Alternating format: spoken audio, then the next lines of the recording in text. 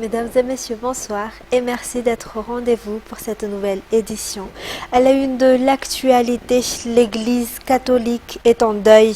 Monseigneur Philippe Ranevmanen, évêque du diocèse d'Antirabé, est décédé à l'âge de 73 ans.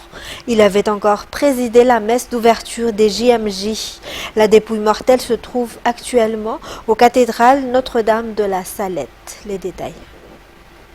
Monseigneur Philippe Ranevmanen, évêque du diocèse d'Antirabé, a rendu l'âme ce matin après avoir été transporté d'urgence à la clinique Ave Maria Antirabé.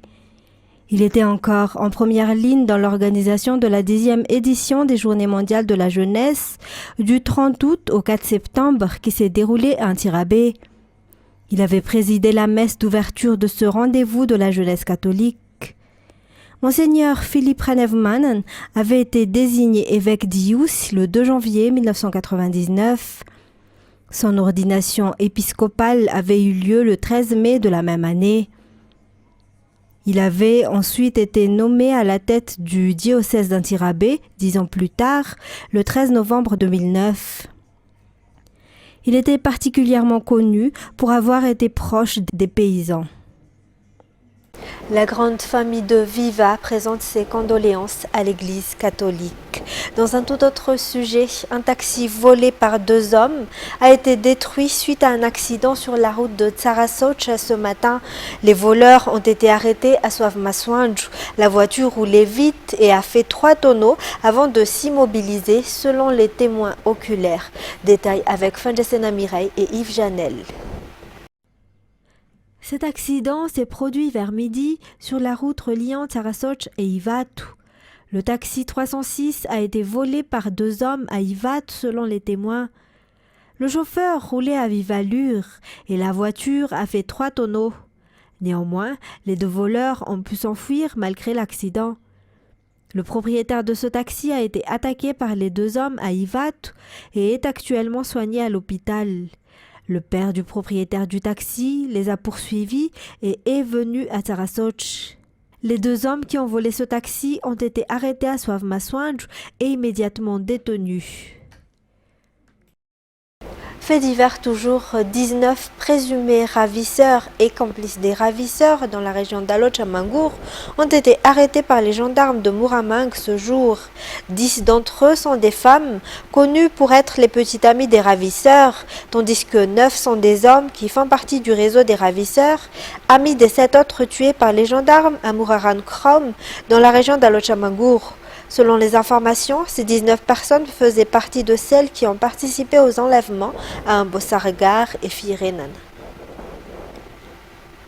Transport à présent, l'utilisation du BSP ou Buy Lean and Settlement Plan est l'un des moyens pour relancer la compagnie Air Madagascar, a déclaré aujourd'hui le ministre des Transports. Ce BSP est une organisation et régulation des paiements et des facturations qui permettra d'accroître facilement le nombre de clients, toujours selon les explications. Toujours un reportage de Fanjesena Mireille et Yves Janel. Jusqu'à présent, la compagnie Air Madagascar n'a presque pas de passagers, ce qui cause d'énormes pertes pour cette compagnie aérienne. En effet, Air Madagascar a été exclu du BSP, qui est une caisse de compensation établie par l'IATA. Le BSP collecte de la part des agents de voyage accrédités les montants dus par ces derniers aux compagnies aériennes membres de l'IATA et les transfère ensuite à ces dernières. Actuellement, si un passager recherche un ticket Antananarive-Paris sur Internet, la compagnie nationale ne sera pas affichée dans les recherches. Il y aura donc d'énormes avantages à intégrer le BSP.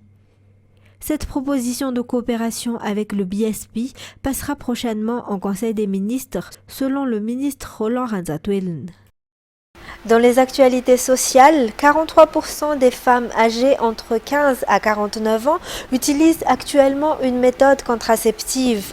L'objectif est de porter ce taux à 60% à l'horizon de 2030 à travers une collaboration entre le ministère de la Santé publique et le secteur privé. Ainsi, 60 CSB à travers l'île seront soutenus par le secteur privé. Détails sur les images de Yves Janel. Selon le rapport publié par le DSMDV en 2021, 15% des femmes entre 15 et 49 ans ne sont pas satisfaites de la planification familiale. Jusqu'à présent, le problème a été le manque de prestataires, d'équipements adéquats et de suivi, explique Razaf Nirinar Soulalen. Le ministre de la Santé publique a réaffirmé son engagement dans le renforcement du système de santé et la couverture des soins et de la reproduction, conformément à l'engagement numéro 5 du président de la République, qui est la santé pour tous. Il existe donc la mise en œuvre du plan stratégique intégré en sécurisation des produits de santé et de la reproduction et du programme familial PF 2030 qui ambitionne d'atteindre un taux de prévalence contraceptive moderne de 52% d'ici 2025 et 60% d'ici 2030.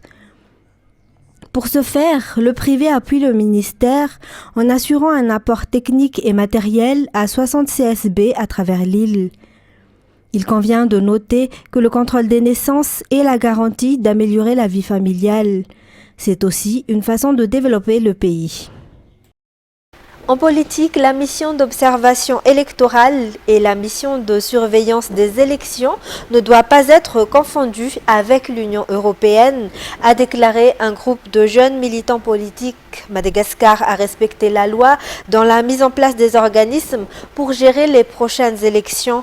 Ainsi, le commentaire fait par la MOE est désapprouvé par le JPRM et cela peut même être traduit comme une insulte à l'égard des pays africains selon eux. Reportage de Sai Sylvain et de Barnienne à Denilson. Une note de près de 30 pages a été rédigée par la MOE ou Mission d'observation électorale concernant les élections de cette année. Ce rapport a été contesté par le JPRM ou le groupement des jeunes patriotes et selon les explications conformément aux lois de Madagascar, les organismes qui gèrent les élections ont été mis en place.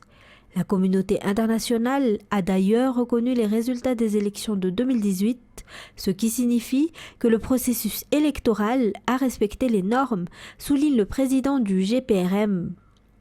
Ce groupement a également souligné que le rôle de la MOE se limite à surveiller le processus électoral et à effectuer un rapport. Pourtant, elle a fait des remarques qui troublent l'opinion publique.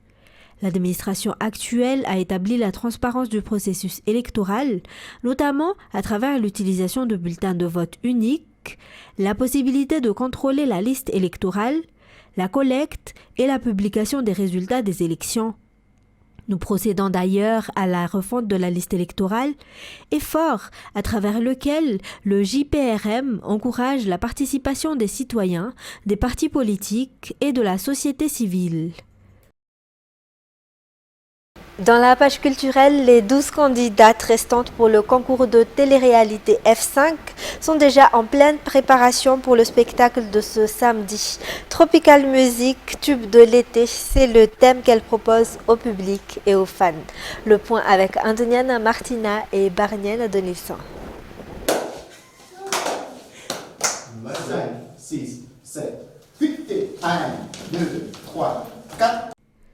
Sortir une artiste complète et professionnelle, tant au niveau de la musique, de la prestation scénique et bien d'autres, tel est l'objectif de la télé-réalité F5 organisée par Viva TV. En conséquence, le niveau des concurrentes devra être élevé. Tropical Music et Tube de l'été seront interprétés par ces 12 filles lors des demi-finales de ce samedi. Comme F5 sera composé de 5 finalistes, la capacité de vivre en groupe, la cohésion dans le show seront également jugées lors de ces demi-finales. La danse est également indissociable de la musique. Lors du passage de nos journalistes au loft, les filles étaient en train de répéter leur chorégraphie. C'est ce qui nous conduit aux actualités internationales très attendues sur la crise du coût de la vie. La nouvelle première ministre britannique Liz Truss fait son entrée à Downing Street mardi 6 septembre pour remplacer Boris Johnson. L'Union européenne espère une relation constructive avec le Royaume-Uni, mais si ses espoirs sont assez bas de voir évoluer la politique européenne du pays. France 24. Écoutez, la présidente de la Commission européenne a donné le ton hier en félicitant Liz Truss, un message dans lequel Ursula von der Leyen dit espérer une relation constructive avec le Royaume-Uni. Alors c'est un peu le sentiment général ici à Bruxelles. Il y a une certaine méfiance vis-à-vis de Liz Truss et les espoirs sont finalement assez bas de voir évoluer dans les prochains mois la politique européenne du Royaume-Uni. Il faut dire qu'ici à Bruxelles, on connaît bien Liz Truss puisque c'est elle, en tant que chef de la diplomatie britannique, qui est considérée comme l'initiatrice de cette fameuse législation qui prévoit de revenir sur le protocole nord-irlandais prévu dans l'accord de Brexit, un texte depuis dénoncé par Bruxelles comme une action unilatérale contraire aux traités internationaux. Alors aujourd'hui, rien ne laisse penser que l'attitude eurosceptique de Liz Truss pourrait évoluer dans les prochains mois, mais ce que vont observer, ce que vont regarder les Européens, c'est l'équipe qui va entourer Liz Truss. Certains médias outre-Manche ont parlé les derniers temps du très eurosceptique David Frost à un poste important, ce qui évidemment n'augurerait rien de bon pour les relations entre Londres et Bruxelles. Écoutez, si le Royaume-Uni décide de déclencher l'article 16, cet article qui permet un freinage d'urgence, eh bien le risque en effet c'est de déclencher une guerre commerciale avec Bruxelles, puisque le gouvernement britannique pourrait alors prendre des décisions unilatérales. Mais on sait aussi qu'en ce moment, les gouvernements européens sont confrontés à des défis de taille. Il y a bien sûr la guerre en Ukraine, mais aussi la crise énergétique. Donc finalement, d'un côté comme de l'autre, que ce soit à Londres ou Bruxelles, on n'a pas vraiment intérêt à voir ces tensions escalader. Par ailleurs, ce qui donne aussi espoir à certains, c'est que Liz Truss est coutumière des revirements de position, puisqu'elle avait milité en 2016 pour le maintien du Royaume-Uni dans l'Union européenne avant d'adopter une attitude eurosceptique. Alors certains avaient vu en ce revirement de position un calcul politique, mais aujourd'hui, eh bien, cela donne espoir à certains que peut-être Liz Truss change de position dans les prochains mois. Au Sénégal, le gouvernement a décidé de miser sur les OGM en réponse aux conséquences des changements climatiques sur les rendements agricoles.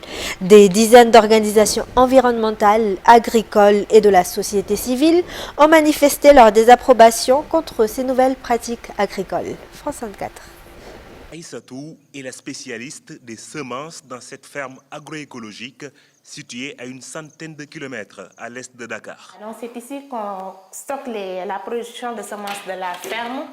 Elle a beaucoup d'appréhension depuis le vote de la nouvelle loi qui autorise l'utilisation des cultures OGM au Sénégal. Elle craint une dépendance aux semences génétiquement modifiées et la disparition des fertilisants traditionnels. J'ai la possibilité dans ma parcelle, là où je suis à l'aise, à produire ma semence paysanne qui est censée être reproductible des années durant. Cet OGM-là a la possibilité de croiser ma variété dans ma parcelle. Et dans ce cas, je n'aurai plus cette pureté variétale que j'avais avant dans mon stock. Et la semence maintenant, à la longue, dans la durabilité bien sûr, elle va finir par muter, elle va finir par développer d'autres gènes qui ne sont pas propres à ma propre variété. Rahim a créé cette ferme il y a 5 ans. Il enseigne à des étudiants les méthodes d'agroécologie.